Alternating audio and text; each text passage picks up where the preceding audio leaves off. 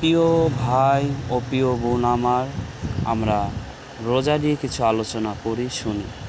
মাহে রমজান রোজার মাস, এটা তো আমাদের ফরজ, এটা তো রোজা রাখতেই হবে। এছাড়াও রোজা রাখার নিয়ম আছে। নবী করিম সাল্লাল্লাহু আলাইহি সাল্লাম হাদিস থেকে জানা যায়, নবী করিম সাল্লাল্লাহু আলাইহি সাল্লাম এক সাহাবীকে বললেন, তুমি প্রতি মাসে 3টা রোজা রাখো, এতে তোমার শরীরের হক আদায় হবে। আর একটা হাদিসে নবী করিম সাল্লাল্লাহু আলাইহি সাল্লাম প্রতি সপ্তাহে দুটো রোজা রাখতেন, প্রতি সপ্তাহে দুটো রোজা রাখতেন। সোমবার একটা রোজা রাখতেন আর বৃহস্পতিবার একটা রোজা রাখতেন। তো রোজা এরকমই একটা ইবাদত, এটা পুরস্কার অগণিত আছে।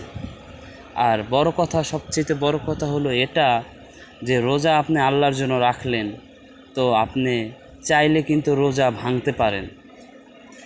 আপনি কোনো জায়গা দোকানে বসে আড়ালে, লোক সমাজের বাইরে যাইয়া কোনো জায়গা লুকিয়ে আপনি কিন্তু রোজা ভাঙতে পারেন।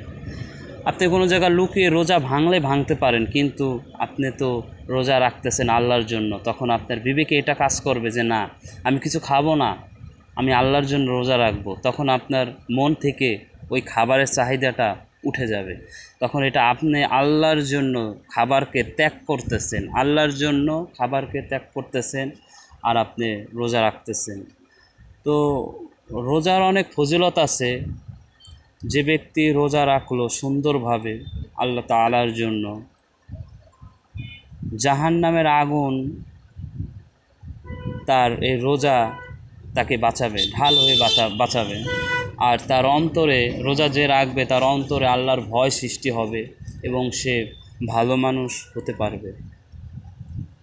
আশা করি আমরা রোজা রাখব। রোজা শুধু মাহে রমজান না, আমরা রোজা রাখব প্রত্যেক মাসে 3টা রোজা রাখব, বা প্রত্যেক সপ্তাহে আমরা 2টো রোজা রাখব, সোমবার আর বৃহস্পতিবার। এতে আমাদের অনেক ফায়দা হবে ইনশাল্লাহ।